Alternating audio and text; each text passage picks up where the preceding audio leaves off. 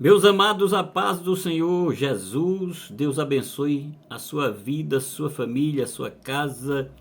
Olha, nós estamos dando sequência ao segundo trimestre das lições bíblicas da CPAD de 2024.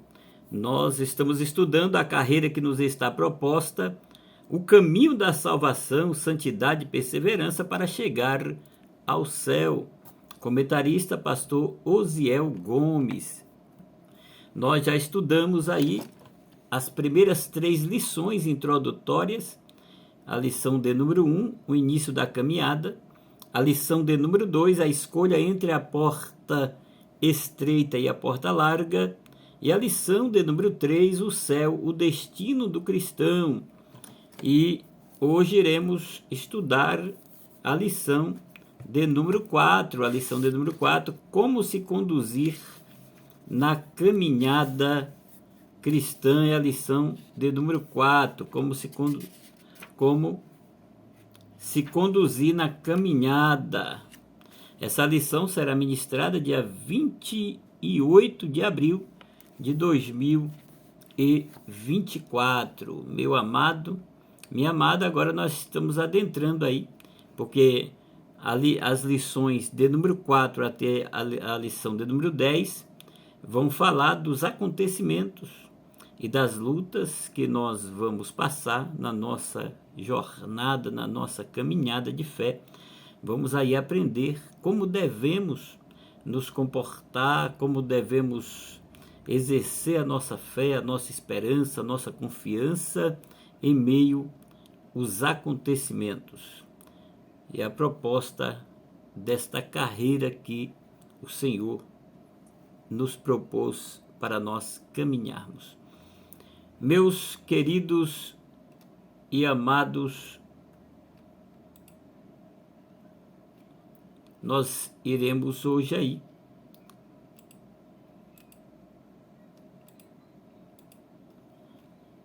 darmos início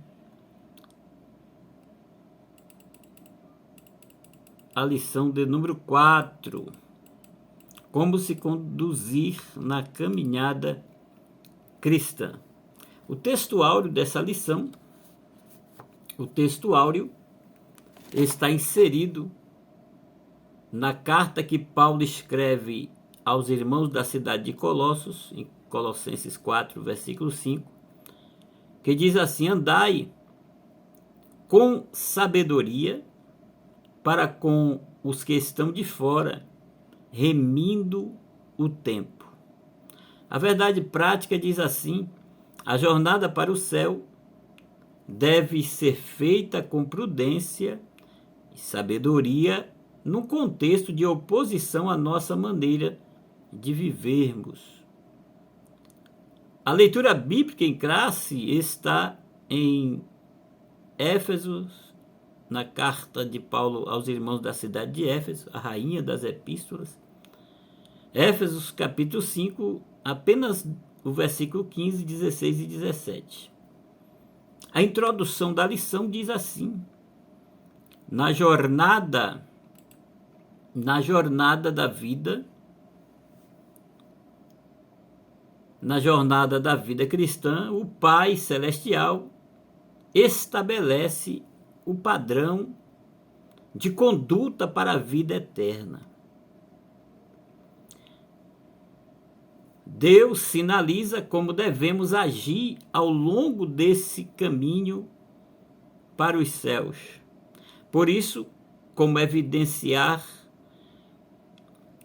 o seu amor sobre as nossas vidas, preparando aí tudo para que venhamos trilhar esta jornada bem, no caminho da verdade. O Pai, ele nos corrige em nossa jornada cristã.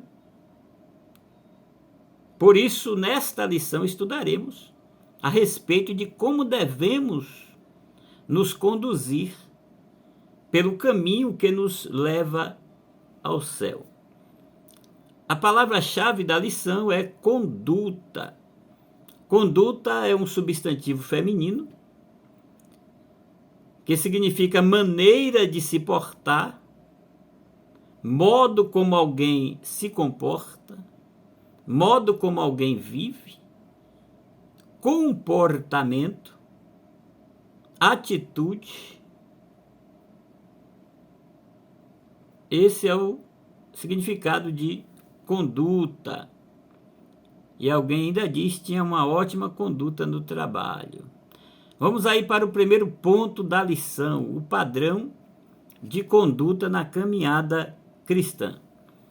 Primeiro tópico do primeiro ponto diz assim: Jesus como nosso padrão de conduta. Antes de analisarmos o texto bíblico de Éfesos, capítulo 5, cabe-nos a refletir a respeito de um padrão geral de conduta para fazer a vontade do Pai nesta caminhada cristã aqui na terra. Há um padrão que o Senhor Jesus, o Raboni da Galileia, o Salvador do mundo, ele espera que os seus discípulos venham fazer a vontade de Deus aqui nessa jornada.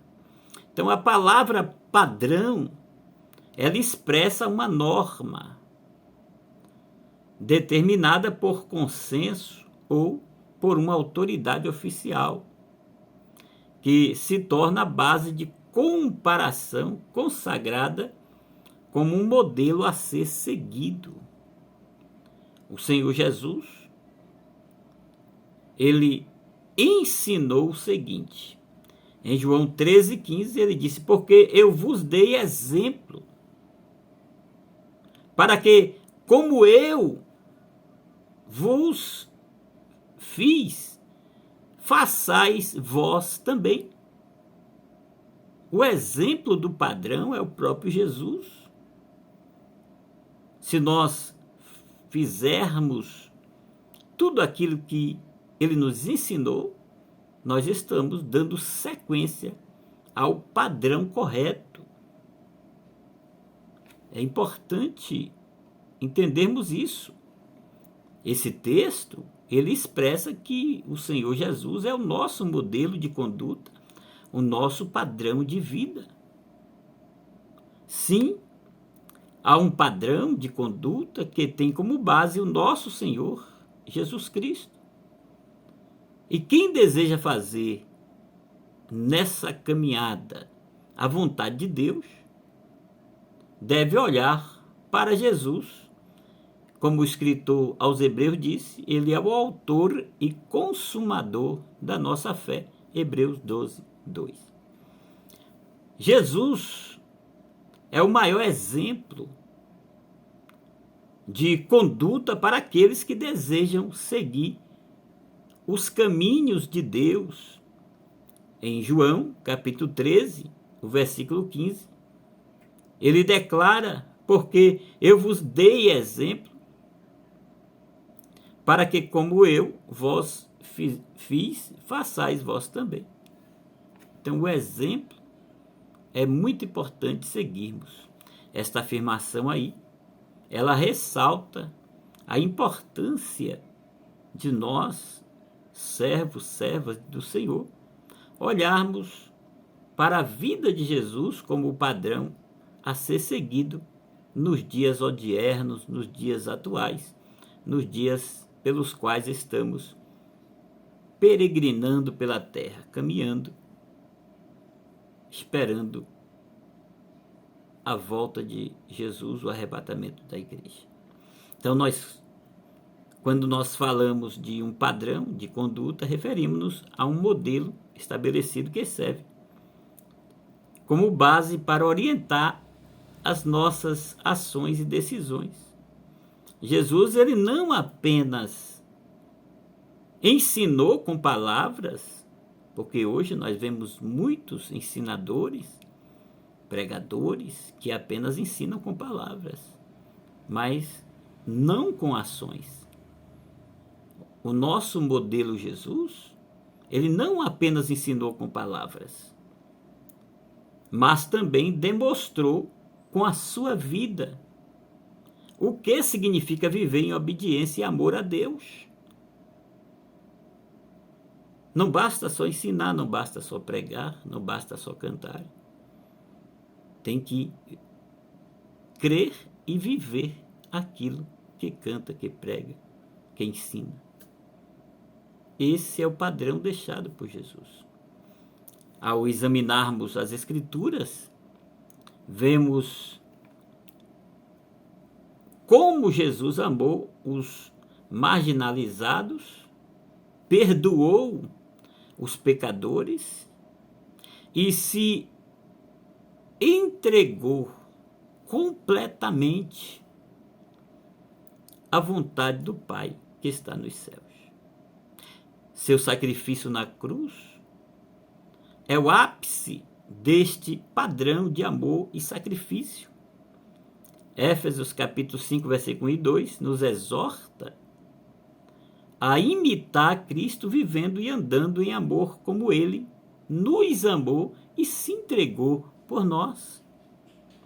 Esse versículo ressalta a importância de não apenas conhecer os ensinamentos de Jesus, mas também de aplicá-los em nossa vida diária, em nosso cotidiano, em nossa maneira de viver, de agir.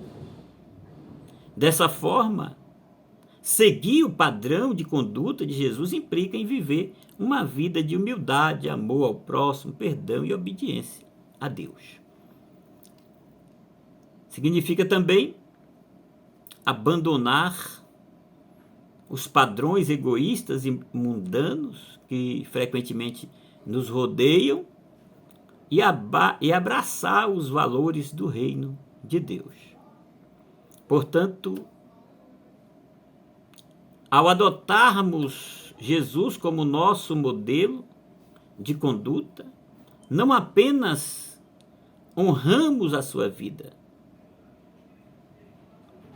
e ensinamentos, não, senhores, mas também expressamos a nossa fé de maneira prática, de maneira objetiva, de maneira verdadeira. Que possamos sempre buscar imitar a Cristo em todas as áreas de nossas vidas, trazendo glória ao nome de Deus e manifestando seu amor ao mundo em nosso redor. O segundo tópico desse primeiro ponto diz: fazendo a vontade de Deus. Então, como filho de Deus, Jesus procurou agradar ao Pai na jornada dessa vida, fazendo sempre a vontade de Deus. Em João 4,34, então Jesus explicou: o meu alimento consiste em fazer a vontade daquele que me enviou e em terminar a sua obra. Em João 6,38, pois desci do céu para fazer a vontade daquele que me enviou, e não a minha própria vontade. Em João 17,4, Jesus diz: eu te glorificarei aqui na terra, completando a obra que me deste para realizar. Não por acaso, nosso Senhor nos incentivou a buscar a vontade do Pai na oração que ele ensinou aos discípulos, a oração do Pai Nosso. Venha o teu reino, seja feita a tua vontade, assim na terra como nos céus. Mateus 6,10. Então Jesus, ele ora também lá no Getsemane, em Mateus 26, versículo 39 ao 42, ele avançou um pouco, curvou-se com o rosto no chão e orou: meu Pai, se for possível, afasta de mim este cálice. Contudo, que seja feita a tua vontade, não a minha. Depois voltou aos seus discípulos e os encontrou dormindo e disse: vocês não puderam vigiar comigo nem por uma hora? Disse ele a Pedro: vigiem e orem para que não cedam à tentação, pois o espírito está disposto, mas a carne é fraca. Então os deixou pela segunda vez e orou: Meu Pai, se não for possível afastar de mim este cálice, sem que eu o beba, faça a tua vontade. Glória a Deus. Meus amados, ao olharmos pelos olhos humanos, parece muito difícil andar no padrão divino de Cristo. Entretanto, isso é possível quando buscamos o auxílio do alto, conforme a oração ensinada por ele, em Mateus 6, versículo 9 ao 13. Logo, o cristão que deseja ir para o céu, procurar fazer a vontade de Deus, deixando de lado o caminho do egoísmo, do orgulho, da vaidade, procurando se aproximar e praticar a lei de ouro ensinada pelo nosso Senhor. Tudo o que vos quereis que os homens vos façam, fazei-lo também vós. É o que está em Mateus 7,12. A regra de ouro. Em todas as coisas façam aos outros o que vocês desejam que eles lhes façam. Essa é a essência de tudo que ensina a lei dos profetas. Em Romanos 13, versículo 8 ao 10, o amor cumpre as exigências da lei de Deus. Não devam nada a ninguém, a não ser o amor de uns pelos outros. Quem ama o seu próximo, cumpre os requisitos da lei de Deus. Pois os mandamentos dizem: não cometa adultério, não mate, não roube, não cobice. Esses e outros mandamentos semelhantes se resumem num só: ame o seu próximo como a si mesmo. O amor não faz o mal ao próximo, portanto, o amor cumpre todas as exigências da lei de Deus. Que coisa maravilhosa! O auxílio divino é crucial em nossa caminhada. Jesus, ele nos instrui a buscar a ajuda do Pai Celestial na oração, pedindo que a sua vontade seja feita na nossa vida. E não aquilo que queremos, não aquilo que... mas a vontade de Deus, ela é boa, perfeita e agradável.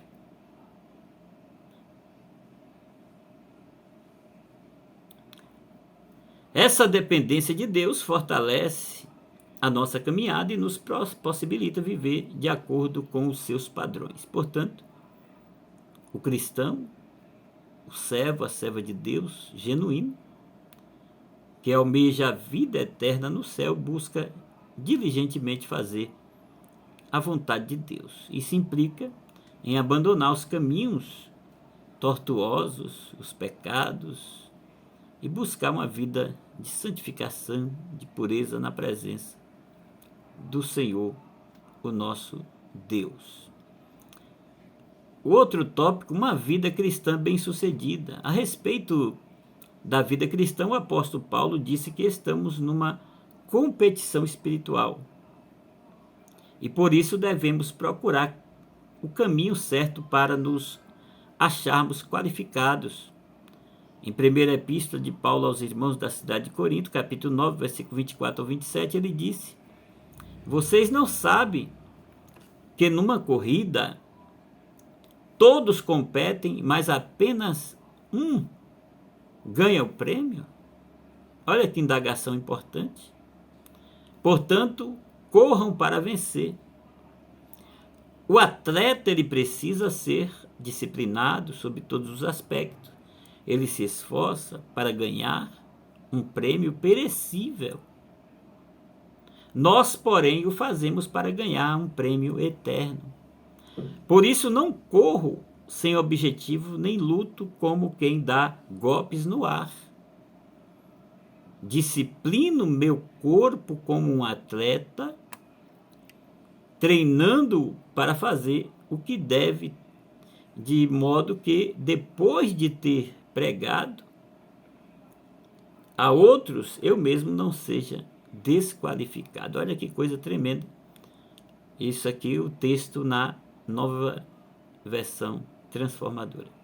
Então, dessa forma, meu amado, o cristão possui um padrão que o levará a uma vida espiritual bem-sucedida. Nós sabemos que pessoas bem-sucedidas procuram espelhar-se em outras pessoas ilustres, equilibradas e resilientes.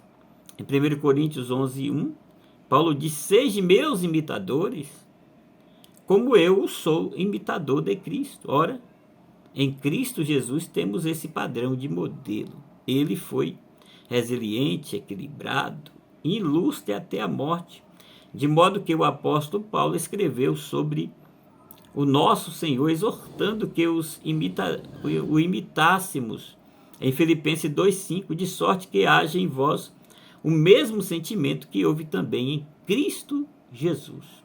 Em Mateus 11:29, o próprio Jesus disse: "Tome sobre vocês o meu jugo, deixe que eu ensine, pois sou manso e humilde de coração, e aí vocês encontrarão descanso para vossas almas." Então Jesus, ele mesmo nos convida a aprender dele, pois ele é manso e humilde de coração.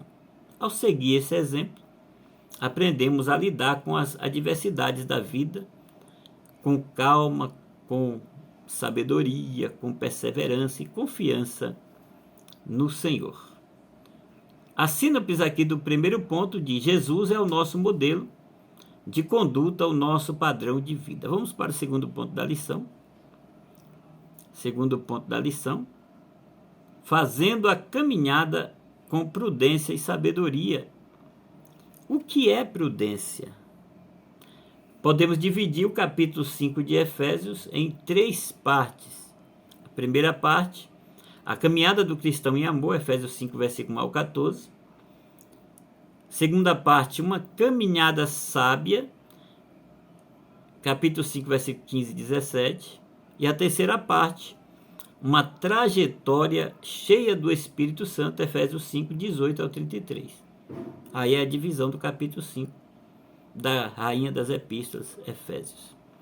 Então aqui nós nos deteremos na segunda parte, que é uma caminhada sábia. Em Efésios 5, o apóstolo Paulo ensina a respeito da caminhada do cristão neste mundo. Neste capítulo, a palavra prudência se destaca. De acordo com o Antigo Testamento, a palavra prudência tem conotação de compreensão, discernimento, lá em Provérbios 9:9. Em Provérbios 9:10, quando se diz que o justo crescerá em prudência, o termo traz a ideia de ensino, instrução e capacidade para ensinar. No Novo Testamento, a palavra remete a algo que Deus derramou sobre nós, ou seja, toda a prudência, entendimento, conhecimento e amor, a vontade de Deus, está Efésios 1, versículo 8. Então, queridão, nós podemos conceituar a prudência como uma virtude que nos permite agir com cuidado e moderação diante de situações desafiadoras, das quais todos nós passamos e ainda vamos passar. É uma razão prática que nos permite discernir entre as escolhas mais adequadas para fazer o bem. Está lá em Provérbios 16:16, Tiago 5:17. Prudência é uma virtude essencial na vida cristã, pois nos capacita a agir, a se portar, a se comportar com discernimento e com sabedoria. Isso é muito importante. O outro tópico aqui: não andeis como nécios. O apóstolo Paulo, ele diz que não devemos andar como nécios, Efésios 5:15, cujo adjetivo, asófos, traz a ideia de alguém insensato, tolo, ignorante e embotado, em Lucas 24:25, mas como sábios, ou seja, diligente, cuidadoso e sábio, cheio do Espírito Santo para fazer a vontade de Deus. Isso é tremendo quando alguém é sábio e cheio do Espírito Santo e faz a vontade de Deus. Por isso, o apelo do apóstolo Paulo para o crente é: vede prudentemente como andeis. A exortação de Paulo, vede prudentemente como andeis, é um lembrete para os cristãos de todas as épocas. Devemos estar vigilantes, cuidadosos em nossas ações, buscando orientação do Espírito Santo e evitando o caminho da insensatez, o caminho do pecado, o caminho da ignorância, da tolice. Isso é muito importante. O terceiro tópico aqui diz: andeis como sábios.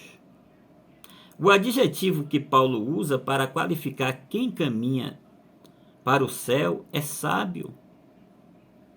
Do grego, sophos, uma pessoa hábil, perita.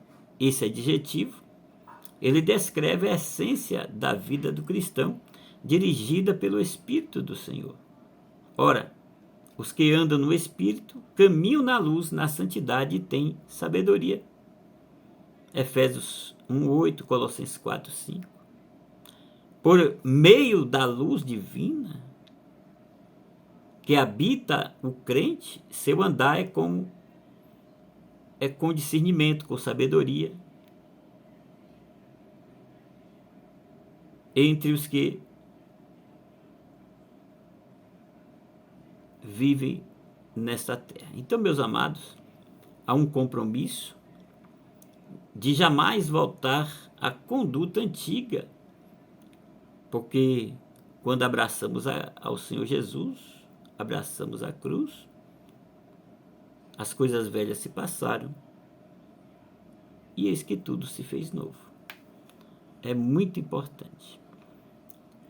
Vamos aqui para a sínopse desse segundo ponto. A sabedoria no crente o faz discernir entre o que deve ou não fazer. Uma pessoa sábia, ele sabe agir e sabe o que deve e o que não deve fazer. Vamos fechar a lição aí, no terceiro e último ponto da lição. Terceiro e último ponto da lição. Vamos fechar essa lição. Remindo o tempo. O versículo 16 de Efésios 5 apresenta o verbo remir como tradução do grego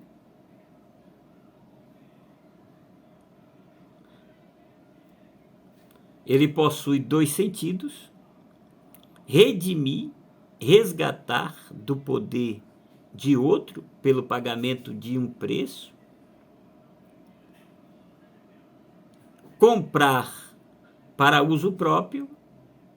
São esses dois significados e sentidos dessa palavra. Então podemos dizer que o remir é uma expressão usada para se referir à sabedoria dos compradores que esperavam o momento certo para comprar de acordo com o melhor preço oferecido pelo mercado. Com a expressão remindo o tempo, o apóstolo Paulo se refere ao cristão que se conduz de maneira proveitosa e sábia no contexto deste mundo. Está lá em Efésios 5,16, Colossenses 4,5. Então, quando o apóstolo Paulo nos encoraja a remir o tempo, ele está nos incentivando a agir de maneira sábia e proveitosa no contexto desse mundo. Isso aqui é importante porque isso implica em aproveitar cada oportunidade que nos é dada, fazendo uso sábio do tempo que Deus nos concedeu.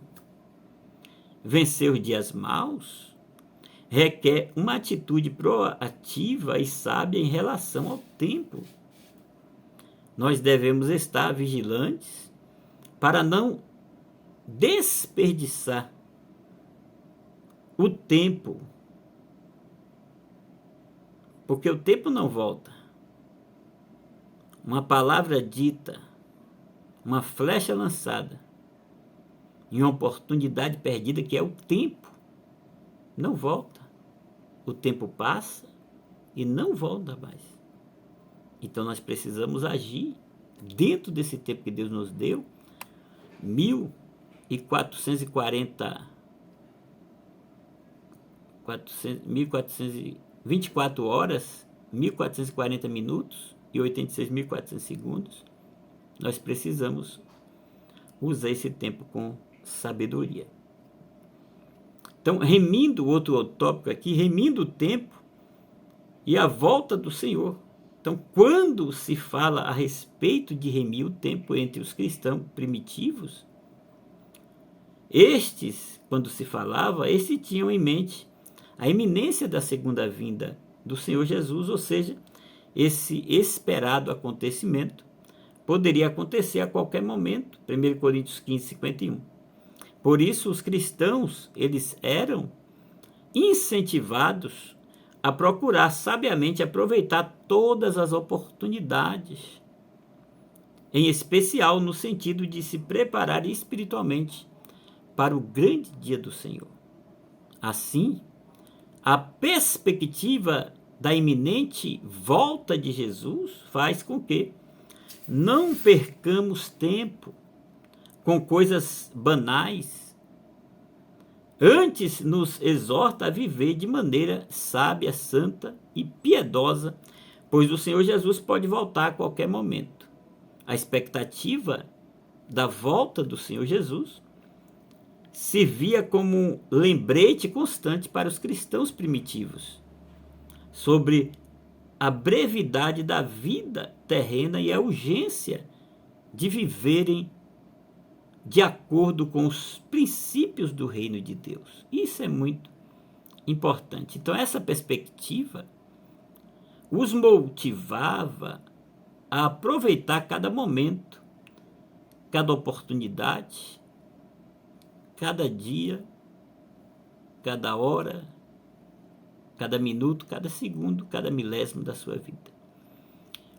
Vamos aqui para o terceiro tópico: os dias são maus.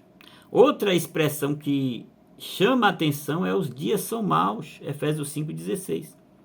Ela revela que estamos inseridos numa sociedade dominada pelo pecado, que pode tomar nosso tempo e nos levar à prática do mal. Por essa razão, nós não podemos nos conformar com essa possibilidade, não podemos ser insensatos a tal ponto, mas devemos entender qual seja a vontade de Deus. Desse modo, a vontade de Deus tem a ver com como os cristãos aproveitarem o tempo para fortalecer as suas vidas espirituais através da leitura da palavra, da oração, cultuando a Deus, consagrando a sua vida ao Senhor. Isso é muito importante. A síntese aqui do terceiro ponto: o crente deve fortalecer a sua vida espiritual para lidar com as adversidades dos dias maus. Vamos aí para a conclusão dessa lição.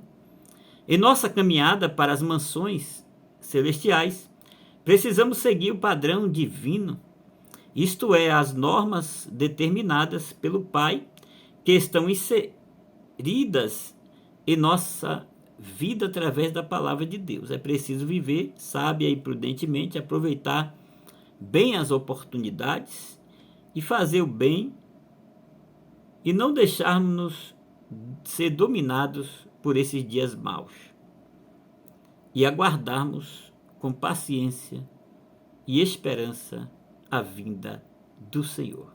Que Deus em Cristo te abençoe.